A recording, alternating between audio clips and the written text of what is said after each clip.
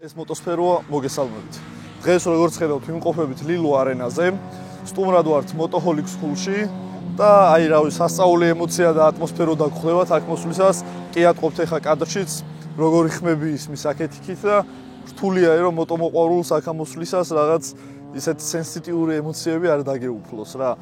ერთი-ორი სიტყვით რომ გითხრათ რა ხდება აქ, ყველამ კარგად ვიცით ალბათ Motoholic School-ი, მახათაზე ბიჭები, რომლებიც ასწავლიან მოტოციკლების მართვას. ისინი უკვე გვთავაზობენ სხვა სიახლესაც, შეგვიძლია რომ აქ ლილო არენაზე ამოხვიდეთ, ივარჯიშოთ და თქვენი სკილები უფრო მეტად დახვეწოთ. აი ამ პატარ-პატარა მოსახვევებში, ვინც ნამყოფი ხართ ლილო არენაზე, გეცოდინებათ რისთვისაა ზოგადად ეს ტრეკი, რომ რაღაც აქ სასწაულის სიჩქარეებით ვერ ივლით, აქ უფრო თქვენი სკილების და იმ რაღაც უნარების ამაღლებისთვის შეგიძლიათ რომ მობრძანდეთ. თვითონ ნიკაც გეტყვის ერთი-ორი სიტყვით რა რა დაიწყეს, რა საპირებენ და რა დაგხვდებათ აქ მოსვლისას, ასე რომ დარჩით ჩვენთან უყურეთ ვიდეოს. პირდებით რომ ძალიან სასიამოვნო ინფორმაციას შეიტყობთ ამ ვიდეოდან. ერთი-ორი სიტყვით რო გითხრა, რა ხდება საერთოდ აქ რა? მოგესალმებით, მივესალმებ შენს მაყურებელს. კარგ საქმეს აკეთებ. ასევე გამოიწერეთ ამ ადამიანის არხი, ვისაც არ აქვს გამოწერილი, ბევრ საინტერესო ინფორმაციას აქვეყნებს და ყველასთვის საჭირო ინფორმაციაა რა ეს. აქ რაც ხდება დღეს, ეს არის სიახლე, Motoholic School-ში დაგვემატა ესეთი გაკვეთილები რა, ტრეკის გაკვეთილები, რომელიც ტარდება ლილო არენაზე. ტრეკი გვაძლევს ამის საშუალებას და ამისთვის მადლობა ლილო არენას და რომ გვაძლევენ ამის საშუალებას, რომ ესეთ სიამოვნება მივიღოთ, მოსწავლეები მოვიყვანოთ, რაღაც განვითარებაში ჩვენი წვლილი შევიტანოთ და მაქსიმალურად ვცდილობთ, რომ კარგი შედეგი დავდოთ აი აქ და ამის შემდეგ უკვე შესაძლებელია, რომ უკვე დიდ ტრეკზე გადავიდეს მოსწავლე, უფრო თავდაჯერებულად, უფრო გამოცდილი, ვიდრე ისე რომ საერთოდ ნოლიდან სწრაფმავალ ტრეკზე დაიწყოს სიარული რა. აქამდე კიდევ გვაქვს რაღაცა სხვა კურსები, ჯიმხანის კურსი, რაც ძალიან დიდ სკილებს შეძენს ადამიანს, რომელმაც უბრალოდ მართვა იცის და მოტოციკლეტის გამოყენება არ იცის ისე როგორც ჭირდება რეალურად დღევანდელ პირობებში მოძრაობისას. მაგის შემდეგ უკვე გვაქვს ეს გაკვეთილებიც, რაც კიდევ უფრო დახვეწავს ადამიანს. ბოდიშნიკა იმასაც, რომ ეს სიახლე მარტო Motoholic School-ისთვის კი არ არის, სიახლე არის საერთოდ ქართული მოტოსფეროსთვის რა, იმიტომ რომ მსგავსი რაღაც მე პირადად არ მახსენდება რომ ვინმეს ჰქონოდა რა. რომ აი ესე რაღაც კი ბატონო, ეს იდეა იყო იმის, რომ საშუალო კლასის ამბავში რაღაცა ჩაურეულიყავით და სიახლე შემოგვეტანა. ეს ტრეკი სწორედ მაგის საშუალებას იძლევა, რომ პატარა მოტოციკლებით 200-250 300 კუბიანი მოტოებით ჩვენი მაქსიმალური გავაკეთოთ და საშუალო კლასის მოტოების ახალისებაც იქნება ეს რა. ეხლა ბევრს ყავს საშუალო კლასის მოტო, რომელსაც უნდა რომ რაღაცაში მონაწილეობა მიიღოს ანის და ვერ ახერხებს რა ფიზიკურად, იმიტომ რომ რუსავის ტრეკზე საშუალო კლასით, ფიზიკურად ვერ ცივლი და მაგის კლასი რავი, არ ამგონია რომ შედეგეთ ოდესმე იქ. ფიზიკურად შეუძლებელია რა. აი ეს ტრეკი იდეალურია მაგისთვის და მაგასაც ვაპირებთ, რომ საშუალო კლასის რაღაცა შიდა ჩემპიონატებიც გვექნება თვითონ სკოლის მოსწავლეებში და ასევე შეჯიბრით მინდა ჩავატაროთ უშუალოდ აი ამ კლასში რა, სადაც გვეყოლება ძალიან კარგი სპონსორები და იქნება კარგი პრიზები და ყველაფერი. ნუ მოკლედ ეს სამომავლო გეგმებია, რასაც აუცილებლად დავალაგებ და სადაც აქამდე მოვედით და აი ამდენი გავაკეთეთ და შევძელით, მაგასაც აუცილებლად მოვაბავთ თავს. ძალიან კარგი წარმატებები. მე ხა მაინტერესებს მეც რომ ამიხსნათ რაღაცები, იმიტომ რომ მეც ვეღარ ვიცი მინდა რა შესვლა რაღაცა სიარული. ეხლა ყველაფერს აგიხსნით, გავიაროთ. ჩვენი ინსტრუქტორი ოდიშაბა, ჩვენი ინსტრუქტორი არის საბა. ყველაფერში დაგეხმარება, დაგაკვალიანებს, აგიხსნის, გამოყვება, გაჩვენებს და ასე შემდეგ. ჩვენი ხედვა ამ სივრცესთან მიმართებაში არის ისეთი, რომ ის ვაკუუმი, რომელიც საბაზისო ცოდნის მიღების შემდეგ და რაიდინგის კარგად დახვეწამდე არსებობს, შესაძლებელია, რომ ესეთი სტატიკური გარემოთი შეივსოს. სტატიკურში გულისხმობ იმას, რომ სივრცე სადაც არ დაგხვდება ისეთი ცვლადები, როგორიც არის შუქნიშანი, ძაღლის გადმორბენა, ფეხოსანი, მანქანის ჩაჭრა და ესეთები, არის ძალიან დიდი უპირატესობა და რისთვის? არა უბრალოდ კატაობისთვის და მაგის საფუძველზე ბუნებრივად რაც სკილი მოემატება რაიდერს. არამედ იმისთვის, რომ ძალიან დიდი თეორიული კვლევა და რაიდერების გამოცდილება და რავი, აკადემიური რესერჩი არსებობს იმის თაობაზე, მოტოს რას ძენს პირველ რიგში სტაბილურობას. და დამწყებებისთვისაც და რაიდერობის სხვადასხვა ეტაპებზე რა არის მნიშვნელოვანი სწორად განვითარებისთვის რა უნდა იყოს რეალური მიზნები. მარტივად რო ვთქვა, თავარი მიზანი უნდა იყოს სიტყვაზე არა 299-ის დაკეტვა, რაც მითიური რაღაც არის და ბევრს უყვარს, ან სვეჭკაობა, უნდა იყოს მოტოციკლთან ერთიანობა. ანუ რაიდერი და ტექნიკა როგორ შეიძლება იყვნენ ერთი და იგივე. ამაზე უნდა იყოს აქცენტი გამახვილებული. ამას მთელი რიგი თეორიული მასალა უძღვება წინ, რაც უნდა აიხსნას პოტენციური მოსწავლის მიმართულებით, რომ არა ჩემი ან ნიკას სიტყვაზე ან ვინმე სიტყვაზე დაყრდნობით, არამედ ფიზიკა როგორ მუშაობს, ინჟინერია როგორ არის გაკეთებული, მოტოს გეომეტრია რა მახასიათებლებს გვაძლევს, ეს ყველაფერი რა კლასიფიკაციებში ჯდება, აი ამას უნდა ეყრდნობოდეს არგუმენტი, რომ არა რომელიმე ტრენერის სიტყვას, არამედ ფიზიკას და რეალურ არგუმენტს ენდოს მოსწავლე. და ისეთი სვიჩი გადაატრიალოს გონებაში, რომელიც მისცემს საშუალებას აი იმ ფიზიკურ მოცემულობას დაეყრდნოს, იმის საფუძველზე იგრძნოს თავი უსაფრთხოდ. მაგალითისთვის შეიძლება ითქვას, რამხელა მნიშვნელობა აქვს გაზის კონტროლს მოტოსტაბილურობისთვის, უშუალოდ მოსახვევის სივრცეებში, მოსამზადებელ სივრცეებში, რამხელა მნიშვნელობა აქვს მოტოციკლზე სხეულის არ გაფიქსვას, როდესაც რაღაცა ჰაზარდი გვხდება იმ დროს, რომ უფრო მეტი სიუხეშე და რაღაც ბლოკი შემოდის ჩვენში, ესენი როგორ უნდა გადავაგდოთ, რის საფუძველზე და რაზე უნდა ვიფიქროთ. და ეს თეორია როგორ უნდა შევიტანოთ პრაქტიკაში, სხეულის ენა როგორ უნდა გამოვიმუშაოთ და ვიფიქროთ რაღაც ისეთ უპირატესობებზე, რომ რაც შეიძლება მაღალი ტემპებით და საჭირო რადიუსებით გავიაროთ მოსახვეობის, რომ სიტყვაზე მოტო იყოს მაქსიმალურად გამართული. ეგრეთ წოდებული აი რაც შეიძლება მაგრად დავიხარე და სამუხლე გავცვითე, ესეც რაღაცა მითია გარკვეული, ანუ ამოცანა არის კონკრეტული სიჩქარით, კონკრეტული რადიუსის გავლა და არა ის რომ დავწვეთ ან რაღაც სამუხლე გავასრიალოთ, მაგაზე არ არის. ეს როგორ მიიღწევა და რა უპირატესობებს გვაძლევს, ეს ყველაფერი უნდა ჩაიდოს მოსწავლის გონებაში, მის თეორიულ წარმოდგენაში და მერე პრაქტიკაში განხორციელდეს ისე, როდესაც მასზე გამოცდილებს ნახავს წინ. სწორედ ამისთვის ვარ ჩვენ, ეს არის ჩვენი მიზანი და უამრავი მასალაა, 2-3 მაგალითი შეიძლება მოიყვანო და ათეულობით არის თუ არა ასეულობით ის, რაზეც უნდა მახვილდებოდეს ყურადღება. და სწორი და აკურატული მიდგომა კარგი იქნებოდა ამ სფეროს განვითარებისთვის. ამის შემდეგ კი, რა ვიცი, ცა არის უკვე ლიმიტი და ვისაც უნდა რუსთავში მიბრძანდეს, ერთი მეორეს ხელს არ უშლის, არ ვიცი. სწორია ყველაფერი, რასაც უსაფრთხოდ და სწორი მიმართულებით გადმოვიტანთ სტატიკურ გარემოში და შევეშვებით ქუჩაში არასაჭირო რისკებს. ამაზეც არის მიჩვეულები რა, რომ იქ ქუჩაში რაღაც ანუ ვიწყებთ სკოლიდან, მერე თუ გვინდა რომ რაღაცაში განვითარდეთ, მოვდივართ აქ და ჩვენს უნარებს ხვეწავთ და რავი, თუ მართლა მერე ისეთი გეგმები გვაქვს, რომ ეგ ვიღაცას ვაჯობოთ, გავეჯიბროთ, ან ჩვენ თავს ვაჯობოთ და ვანახოთ საუკეთესოდ, რომ ავდივართ მერე უკვე ტრეკზე რა და აი ეს რაღაც საფეხურ დალაგდა რა, იმიტომ რომ ჩვენთან მაგის ფუფუნება არ იყო. ეს საფეხურები არ იყო რა, იყო ქვედა პირველი ეტაპი და იყო ზედა ტრეკი რა. აი აქ შუაში რაც აკლდა ზუსტად აი იმას ხედავ ეხა აქ მე რა და მაგრად מחარებს ეგ ყველაფერი რომ იქ ტრეკზე აღარ შედიხარ უკვე ბედის ანაბარა რა, იმიტომ რომ ვიცით რაცაა ტრეკი, როგორ შედიან და მით უმეტეს ისეთი ხალხი, ვინც ნუ მარტო ქუჩაში ატარებს მოტოციკლებს და მხოლოდ ქუჩის გამოცდილება აქვს, რთული არის რა, რომ ტრეკი მთლიანად აითვისო.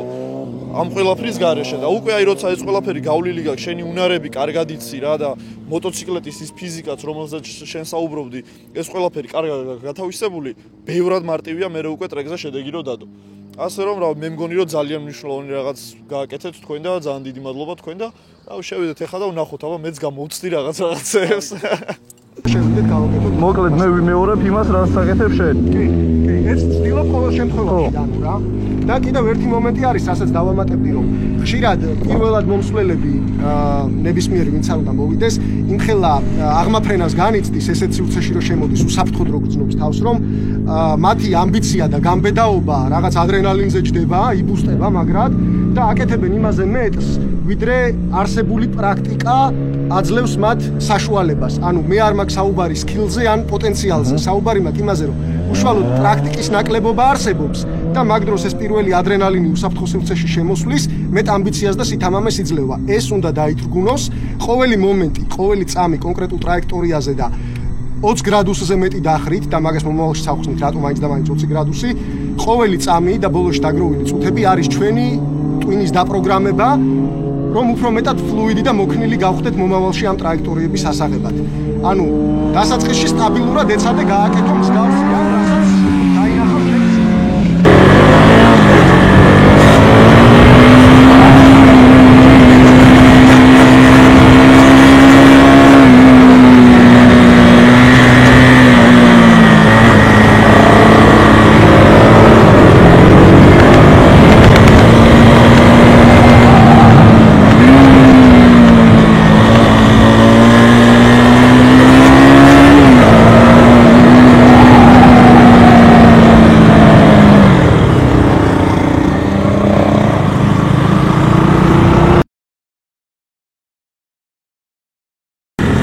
გამოცადო რა, აი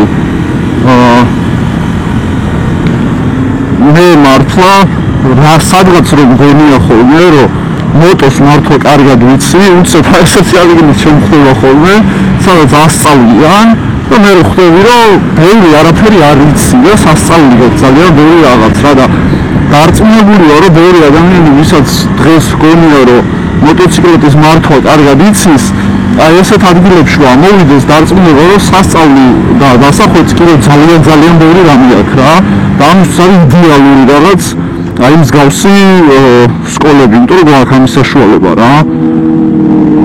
რთულია რა, ანუ აი იმენა მართლა ვიძახი, აი ხა გზაში მაგას ვიძახდი რა. ყოველთვის როცა მგონია ხოლმე რომ მოტოციკლებს მართლა ვიცი და კარგად მართავ, აი ესეთ ადგილებში როცა მოვიდივარ, სადაც გასწავლიან მოტოციკლებს ტარებას, მე ხვდები რომ ძალიან ბევრი რაღაც არიცი რა და ძალიან ბევრი რაღაც აქვს დასახვეწი და სასწავლი.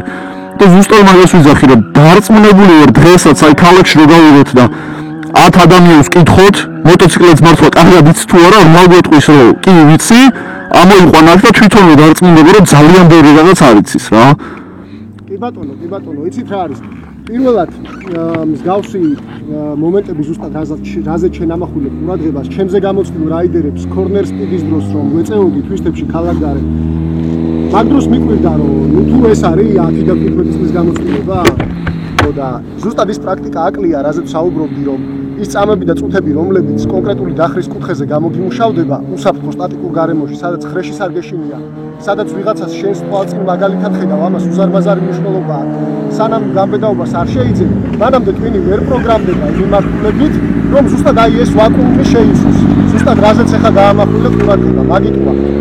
ჯობნის ჯობი არ ილევა, მაგრამ ჩვენი სკილები ყოველთვის არის ზევით და ზევით აყვანადი ვარჯიშის შედეგად. ანუ მე ერთ კიდე დავამატებ, რომ ეს სპორტი კონკრეტულად არის ძალიან გავარჯიშებადი სპორტი და რასაც ხშირად ვიძახი ხოლმე ხატვასავით და მუსიკოსივით და ფეხბურთელივით თანდაყოლილი ნიჭი არ ჭირდება. ანუ შარშან მაგალითად MotoGP-ში, რომელიც წვერვალია motorracing-ის, 3 ძმა იყო, ხო? 3 წყვილი ძმა, ანუ ესპარგაროები, მარკესები, ფერნანდესი. ეს უკვე რაღაცაზე მეტყველებს, ხო? ანუ გავარჯიშებადი სპორტია. 41 ნომერი მაგას ამბობდა, რომ 22 რაიდერს შორის ტალანტის დონეზე მე მიმაჩნია, რომ ყველაზე დაბალი ტალანტი მქონდაო რა. ყველაზე ნაკლები ტალანტი მაქვს, მაგრამ რაც მოგებულია გრან-პრი და ასე შემდეგ და წარმატებებია მიღწეული, ყველაფერი ვარჯიშის შედეგად, hard work. რა თქმა უნდა. ხო და ეს ინფორმაცია გვაკლია ზუსტად რა, რომ მივიდნენ ადამიანები იმ გადაწყვეტილებამდე, რომ თავისით სწავლით, ანუ შენით რო ისწავლო, ძალიან დიდი დრო გჭირდება და ძალიან ბევრი და შეიძლება მწარე შეცდომაც დაუშვა ამ სწავლის დროს რა და კარგია რომ ესეთი ადგილი გვაქვს პირველ რიგში. მე ისაა კარგი რომ გააქვს იმის საშუალება რომ აქ შემოხვიდე და ივარჯიშო და ყველაზე მთავარი რაც არის რომ გააქვს იმის ფუფუნება რომ ვიღაც ტიპი დაგყვებოდეს ვინც შენ შეცდომაზე ყურადღებას გაგიმახვილებს, აგიხსნის და გამოსწორებაში დაგეხმარება რა. პირადად ვისურვებდი რომ ქონოდა ეგ მომენტი არ დავინანებდი არანაირ დროს და არანაირ რესურს იმისთვის რომ ის პრაქტიკა უფრო მალე ამეკრიფა და რაღაც ტკივილები, პრობლემები, შეცდომები საკუთარ ყავზე არ გამომეცადა. ეს ვარიანტიც არის, ასე რომ ვისაც ინტერესი აქვს, ჯობია დაძლიოს ეს ბარიერი, შემოგვიერთდეს, გაბედოს, ანუ ის პირველი ნაბიჯია ყველაფერი რა. გარემო საკმაოდ welcoming-ია ესე რომ.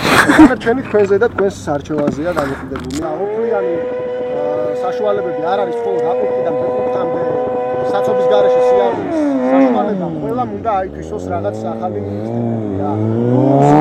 მოკლედ მოვარტყით 1-2 წრე და რაც შეეხება ემოციებს რა, მართლა ვიძახი გულწრფელად ვიდეოშიც იქ თუ ისმის არ ვიცი, კარგად ჩაფხოდი შიგნით. ზუსტად მაგას ვიძახი რა, რომ ყოველთვის როცა ივხვდები და რაღაცას ვიფიქრებ რომ მოტოციკლებს მართლა ძალიან მაგრად ვიცი, აი ესეთ ტრეკებზე ამოვდივარ, სადაც ასწავლიან, წესურად გიხსნიან, რას როგორ აკეთებ და მანდ რწმუნდები რომ კიდევ ძალიან ბევრი რაღაც გვაქვს ასწავლი რა.